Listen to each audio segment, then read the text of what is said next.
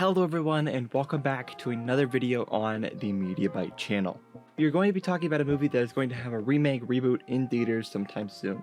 I had never seen the original film before, and to be honest, it was a movie that was right up my alley by a long shot. If you don't know what I'm talking about and simply want me to tell you the name of the movie, that movie would be The Toxic Avenger. So no, this is not the superhero comic book kind of Avenger, this is a toxic man.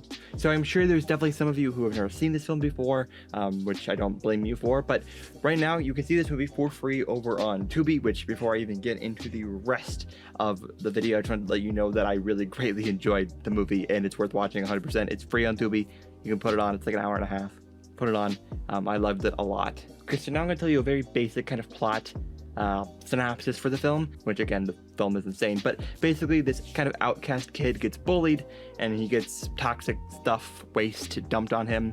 And he ends up in a more toxic barrels. That's what happens. He gets pushed, I believe, into some toxic barrels, and he slowly becomes the Toxic Avenger, who goes around fighting crime as a humongous monster, toxic looking thing.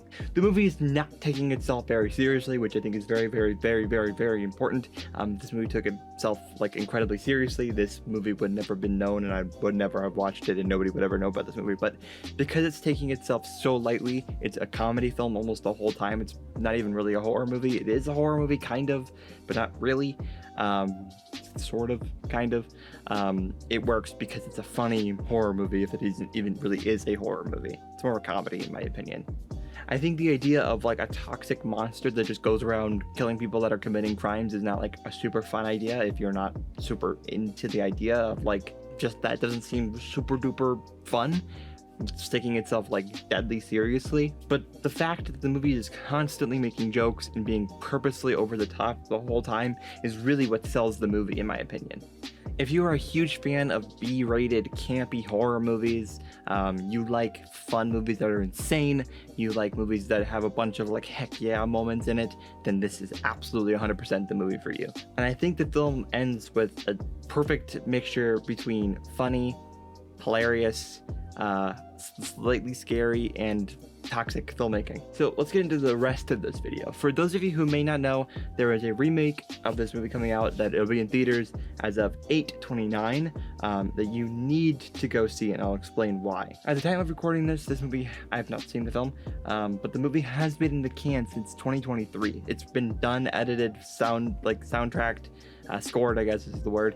Everything. It's a finished filmed movie. No one would release this film for a multitude of reasons, which is all very stupid. The movie is being released unrated, and everyone should go see this movie because a movie should not be sitting in a can made unseen to the public for 2 years for almost no reasons. So go see the movie in theaters if you can. I think it's really important that people get to see movies like this in theaters, because you go support small little films like this. I mean, you may know the name, but especially a movie that never got out in theaters. I mean, same things happened with Coyote versus Acme, which I think is really important. That movie's now finally getting made, and Batgirl probably will never be seen at this point. Even though that also sucks. It's a fully finished film. Coyote versus Acme is a fully finished film. I think it's really important that we don't let these things become lost media, so go support this film. Make people want to go release the films that they're just wrote off for tax reasons. Go support that and make sure that we can see the films that are like this, because we don't want another Magnificent Ambersons where half the film is cut out for stupid reasons and studio interference. We don't want films lost like Metropolis.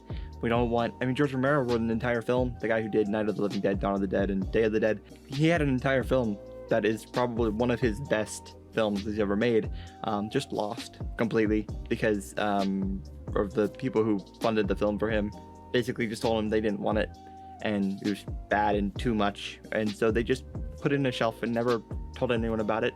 And then he died and somebody found it in a basement of a church, but it's a whole different conversation for a whole different video, if that sounds interesting. Yeah, so if you guys are interested at all in seeing this film, go see it so we can get more movies released into theaters, as that's really important for me and for many people, and I'm sure some of you too. I hope that this video is interesting to you, because no movie is unreleasable. There's always an audience for movies like that. So if any of this is interesting to you, please make sure you check out all of my socials. Media by Companies on Instagram and Media by Co is on TikTok. TikTok is just a bunch of different little videos and stuff like that. Just a bunch of different things. We have a whole bunch of podcasts on the Media by Podcast Network. The Diary of an Indie Filmmaker is all like filmmaking stuff.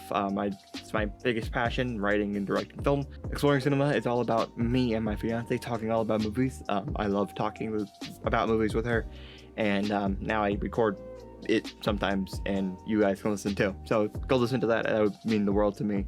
And Slash It is for all things horror movies. If that's interesting to you at all, you can go listen to those. So yeah, that is it. Thank you all. I deeply, deeply appreciate it, and I will see you in the next one. Peace.